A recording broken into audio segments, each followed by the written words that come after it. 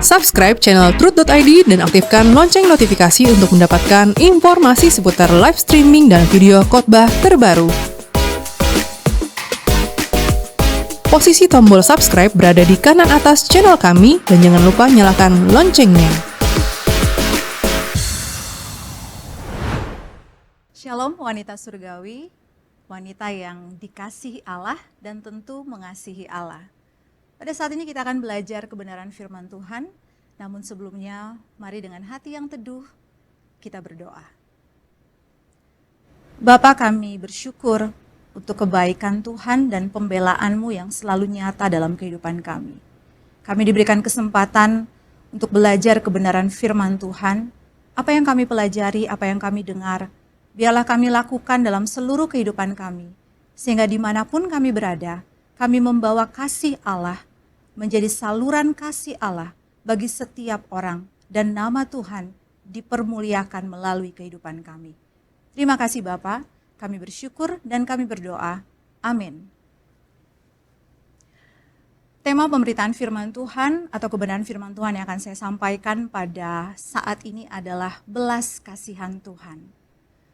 Wanita surgawi, sadarkah kita bahwa Anda, bahwa saya, kita semua begitu berharga dan penting bagi Tuhan.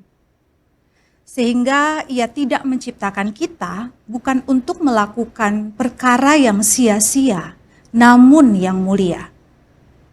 Berapa banyak dari kita yang benar-benar memahami bahwa Allah yang Maha Kasih, Bapa Yahweh yang Maha Kasih, sangat menyayangi kita dengan luar biasa. Mazmur 103 ayat 13 berbunyi demikian. Seperti Bapa sayang kepada anak-anaknya, demikian Tuhan sayang kepada orang-orang yang takut akan Dia. Kata sayang dalam teks ini berasal dari kata raham yang menghasilkan kata rehem. Secara kiasan digunakan untuk menggambarkan belas kasih yang dalam dan penuh keintiman, seperti kasih seorang ibu. Akar kata ini seakar dengan kata rahim dalam bahasa Arab yang juga berarti rahim, dan darinya lahir istilah rahmah atau rahmat yang menunjuk pada kasih sayang ilahi. Dalam bahasa Indonesia, kata rahim diserap dari bahasa Arab dan secara khusus menunjuk pada organ reproduksi perempuan, yaitu rahim. Hubungan antara makna harafiah dan makna teologis ini memperlihatkan bahwa belas kasih dalam Alkitab dan tradisi Semitik bersumber dari gambaran relasi kasih yang paling mendalam dan penuh perlindungan, yakni rahim seorang ibu. Chuang Zeng Song, seorang teolog asal China, Taiwan, memaknai bahwa rahim melambangkan hidup dan harapan. Hidup merupakan tanda yang diberikan Allah kepada manusia, sedangkan harapan adalah buah dari relasi antara Allah dan manusia. Relasi antara Allah dan manusia didasari oleh kasih sayangnya yang besar. Makna kasih sayang yang diimplikasikan dalam sebuah tindakan dengan dasar belas kasihan. Karenanya, kasih Allah tidak dapat dipisahkan dari belas kasihannya. Wanita surgawi, mengapa penting bagi kita untuk menyadari dan memahami dengan benar bahwa kita sangat dikasihi Allah? Penting bagi kita untuk tidak berpikir bahwa Allah itu pilih kasih ya, hanya karena hidup kita nggak lebih baik dari orang lain. Ya, meskipun latar belakang keluarga kita tidak baik, meski masa lalu kita buruk, meski kita tidak dipandang dengan baik, kita tidak punya kebanggaan, kita tidak populer dan sebagainya, apa yang kita lakukan atau bahkan yang kita korbankan seringkali tidak mendapat validasi atau pengakuan dari orang lain. Namun sadarilah bahwa kita sangat penting dan berharga bagi Allah. Validasi kita berasal dari Allah. Validasi kita berasal dari Allah. Allah yang menerima dan mengasihi kita dengan kasih sayangnya yang besar. Ia pun memperlengkapi kita dengan tujuan ilahi yang harus diselesaikan. Ada satu ungkapan yang saya dapatkan ketika saya remaja dan selalu saya ingat sampai hari ini. Tidak hanya saya ingat tetapi saya hidupi sampai hari ini dan pasti seterusnya dalam kehidupan saya. Ungkapan ini berkata, "You are loved and accepted by God." Kamu dikasihi, kamu dicintai, dan kamu diterima apa adanya oleh Tuhan. Saya dikasihi dan saya diterima oleh Allah, Elohim Yahweh, pencipta dan pemilik hidup saya. Suatu kalimat yang sangat sederhana, namun ternyata memberikan dampak luar biasa secara pribadi dalam kehidupan saya. Namun kalimat ini, wanita surgawi, tentu tidak boleh memanjakan saya, memanjakan kita, sehingga akhirnya kita berhenti untuk bertumbuh. Kita berhenti untuk berjuang, melawan dosa, bahkan lupa dan abai terhadap tujuan Allah mengapa kita ada di dunia ini. Kalimat ini justru harusnya menjadi sebuah kekuatan, motivasi ilahi dalam kehidupan kita, bahwa kita sangat sadar betul bahwa kita diterima dan dikasihi Allah, maka bagaimana kita harus menggelar kehidupan kita selanjutnya. Itu adalah poin yang penting dalam kehidupan kita. Wanita surgawi, sekali lagi kita harus menyadari bahwa peran sebagai seorang wanita surgawi itu sangat penting dan mulia. Kita bukan saja menyandang sebutan wanita surgawi, namun ternyata ada tugas khusus dari Allah, sang pemilik surga, yang tidak hanya menjadikan kita sebagai penghuni surga, namun memperlengkapi kita dengan tujuan ilahi. Nah, untuk mencapai tujuan ilahi ini, dibutuhkan hati yang besar dan tangan yang lembut penuh kasih yang mampu merangkul semua orang dalam beragam karakter, motivasi, masa lalu, dan kelemahan mereka masing-masing. Di tengah keadaan dunia yang tidak semakin baik ini, kita menemukan ada banyak keluarga yang hancur. Anak-anak yang terlahir dan dibesarkan dalam keadaan keluarga yang tidak kondusif. Latar belakang keluarga yang tidak harmonis, bahkan mengalami hal-hal buruk yang meninggalkan trauma, luka hati, bahkan fisik. Merekalah yang Tuhan kirimkan kepada kita sebagai salah satu bentuk didikan Tuhan atas kita. Dan agar kita mampu menunjukkan wajah Allah Bapa yang penuh kasih sayang di tengah dunia yang sedang krisis kasih dan kepercayaan ini. Wanita surgawi, sebagaimana kita telah menerima kasih sayang Tuhan yang besar, seharusnya kita pun membagikan kasih sayang Tuhan dalam kehidupan mereka. Frasa kasih sayang dan belas kasihan bukanlah sekedar huruf mati yang dirangkai menjadi frasa dan slogan yang indah. Namun harusnya hidup di dalam dan menggerakkan kehidupan kita. Kehidupan dan pelayanan kita harus dilandasi oleh kasih dan belas kasihan Tuhan. Dalam Matius 9 ayat 35 sampai 38, di ayat yang ke-36 saya beri highlight di sini. Berbunyi demikian. Melihat orang banyak itu, tergeraklah hati Yesus oleh belas kasihan. Sekali lagi, belas kasihan kepada mereka. Karena mereka lelah dan terlantar seperti domba yang tidak bergembala. Terdapat frasa atau istilah ungkapan belas kasihan atau splanchnizomai. Ya, berasal dari akar kata splanchna dalam bahasa Yunani yang berarti bagian dalam tubuh, hati atau usus, organ dalam tubuh. Yang dalam pemahaman Ibrani merujuk pada pusat emosi yang mendalam.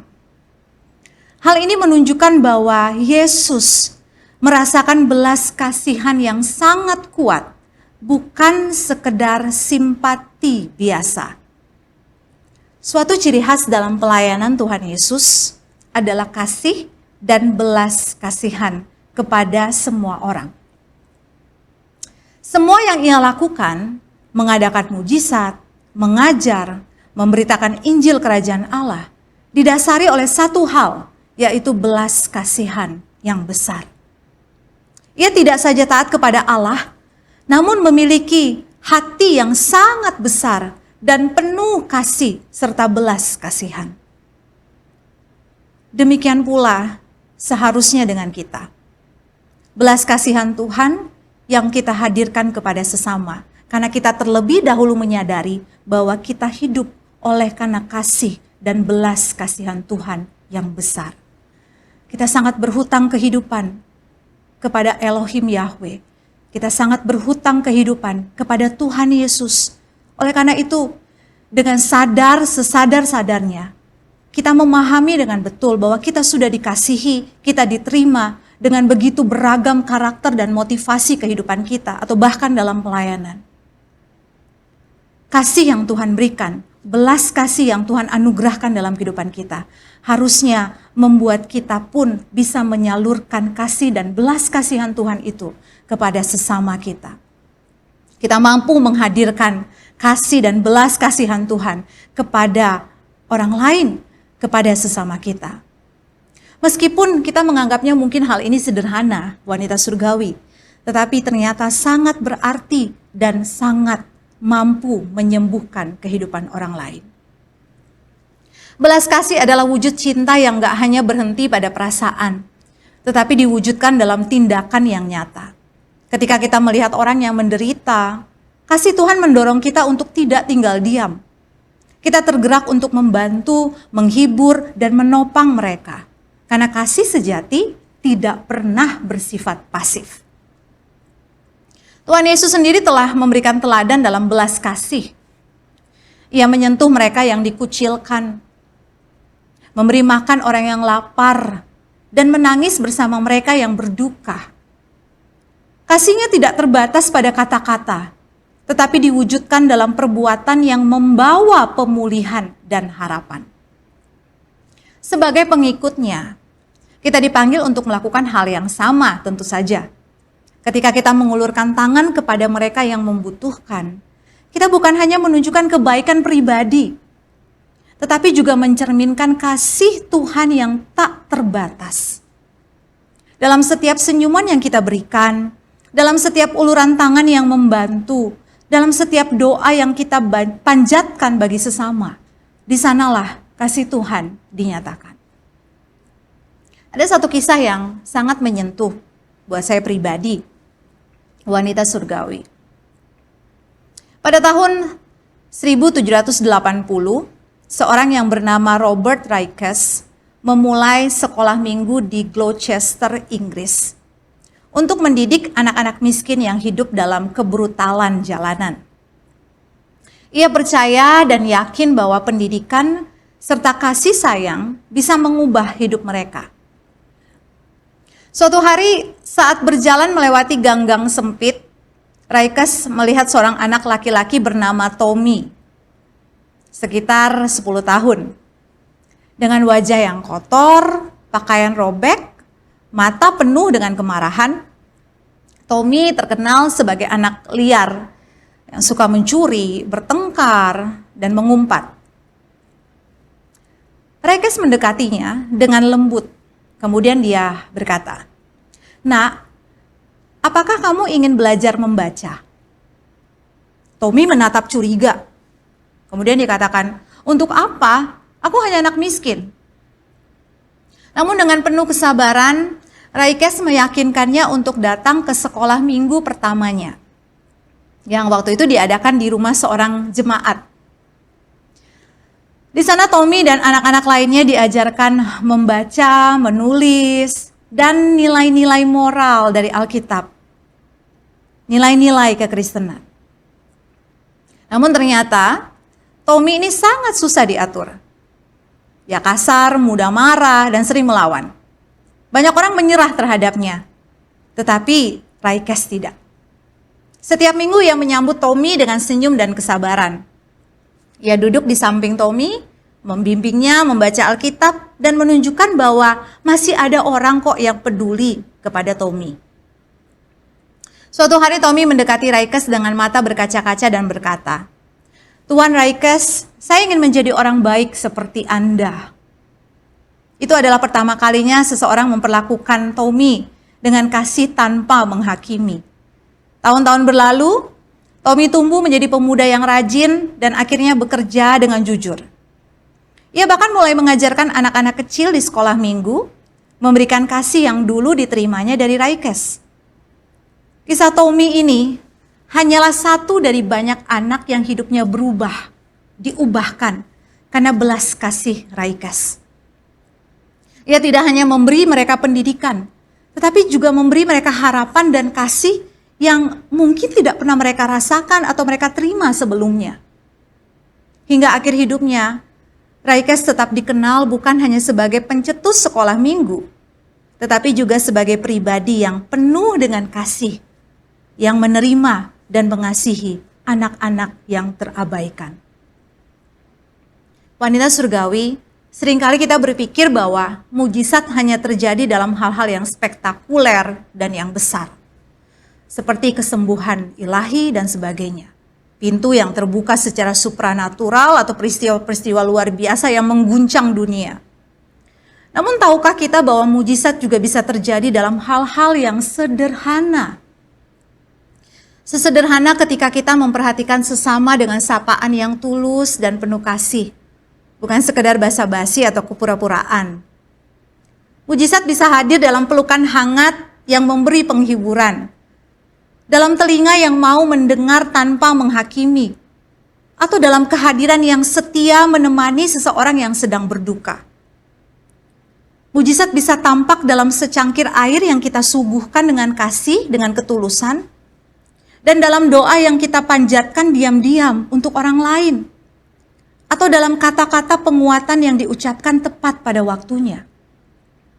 Bahkan saat kita mengampuni seseorang, atau memilih untuk tetap mengasihi meski tidak mudah, meski sangat sukar, itu pun sebuah mujizat. Karena kita melampaui diri kita sendiri, mengizinkan kasih Tuhan bekerja melalui dan di dalam hidup kita.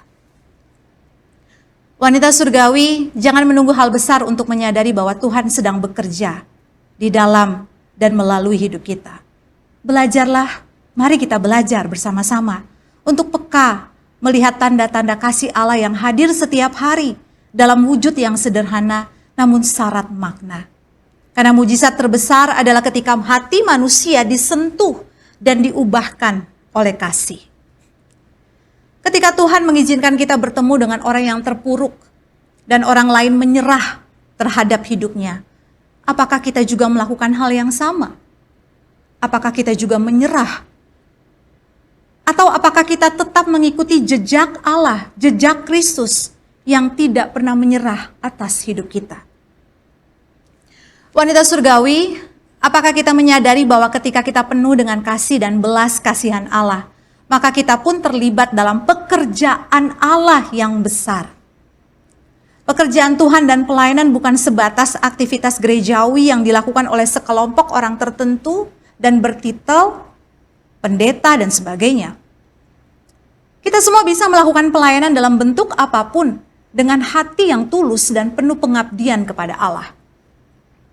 Jika sekarang kita dipercayakan dalam sebuah pelayanan gerejawi, pahamilah bahwa pelayanan bukan sekadar sarana untuk aktualisasi diri, menyalurkan potensi dan talenta, tetapi juga sarana bagi Tuhan untuk membentuk dan menyembuhkan kita secara pribadi, sehingga kita pun mampu menjadi roti yang terpecah dan anggur yang tercurah bagi sesama. Makna dari kalimat ini adalah bahwa pelayanan bukan hanya tentang diri kita sendiri, wanita surgawi. Seperti mencari kepuasan pribadi atau pengakuan dari orang lain, pengakuan dari dunia. Tetapi lebih dari itu, pelayanan adalah alat yang Tuhan pakai untuk membentuk, menyembuhkan, mendidik, dan memproses setiap kita yang dikasihinya. Dalam proses melayani, kita mengalami pertumbuhan rohani, pemurnian karakter, dan pemulihan dari luka-luka batin. Akhirnya melalui proses ini kita dipersiapkan untuk menjadi berkat bagi orang lain, bagi sesama kita. Menjadi sarana Allah menyalurkan kasih sayang dan belas kasihannya yang sangat besar di tengah dunia ini. Kalimat ini mencerminkan teladan Tuhan Yesus yang memberikan diri sepenuhnya bagi orang lain. Dan yang patut kita teladani bersama. Dengan demikian pelayanan bukan sekedar aktivitas, tetapi sebuah perjalanan transformasi yang membuat kita semakin serupa dengan Kristus. Memiliki hati, memiliki mata yang sama dengan Tuhan, yaitu memiliki belas kasihan yang sangat besar. Seorang yang bernama James Edward mengatakan seperti ini. The posture of a servant is a visible manifestation of reality of God's love. Sikap seorang hamba adalah perwujudan nyata dari realitas kasih Allah. Kita semua adalah hamba-hamba Tuhan yang melayani bukan hanya ketika sedang melakukan kegiatan atau aktivitas gerejawi, tetapi kita yakini bersama bahwa dalam seluruh aspek kehidupan kita sedang melakukan pelayanan dan pengabdian kepada Allah yang hidup, Elohim Yahweh. Dan kita sedang berjalan mengikuti jejak Tuhan kita Yesus Kristus, yang adalah teladan yang sempurna dalam kehidupan kita untuk berkenan di hadapan Bapa. Miliki sikap hamba dalam pelayanan, dalam pengabdian kita, sebagai perwujudan nyata dari realitas kasih Allah di tengah dunia. Selamat memenuhi hati dan hidup dengan kasih sayang Tuhan, dengan belas kasih Allah yang sangat besar dalam hidup ini. Serta jangan lupa, kita belajar sama-sama untuk membagi hidup kita bagi sesama, bagi semua orang. Dan nama Tuhan, Elohim Yahweh, dipermuliakan di dalam dan melalui hidup kita. Amin. Mari kita berdoa. Kami bersyukur Tuhan mengingatkan kami saat ini bahwa kami tidak hidup untuk diri kami sendiri, tetapi biarlah kami menyediakan diri kami, kehidupan kami sepenuhnya untuk menjadi bagian dalam pekerjaan Tuhan yang besar. Apa yang bisa kami lakukan, akan kami lakukan sesuai dengan kehendak Tuhan. Tapi ya Bapa, biarlah kami terlebih dahulu mengerti cara pandang kami akan kehidupan ini boleh diubahkan oleh-Mu ya Tuhan. Sehingga kami boleh menyadari dengan benar bahwa kami sangat dikasihi oleh-Mu. Kami diterima oleh-Mu. Tapi tidak berhenti sampai di situ saja. Kami boleh menjadi saluran kasih Allah dan hidup kami penuh dengan belas kasihan kepada sesama kami. Kepada orang lain yang mungkin Tuhan titipkan berada di tengah-tengah kami dan di sekitar kami. Untuk kami boleh wujudkan kasih-Mu dalam kehidupan mereka. Terima kasih Bapa, berjalanlah bersama dengan kami, genggam hidup kami, karena kami tidak pernah bisa berjalan sendiri tanpa Tuhan, tanpa tangan Tuhan yang menolong kami dan memberikan kami kekuatan yang besar untuk melangkah, mencapai kehidupan yang sangat berkualitas di hadapan Tuhan, yang boleh kami nikmati bersama dengan Tuhan, sampai di kekekalan, di keabadian, langit baru dan bumi yang baru. Di dalam nama Putra-Mu Tuhan Yesus kami bersyukur dan kami berdoa. Amin.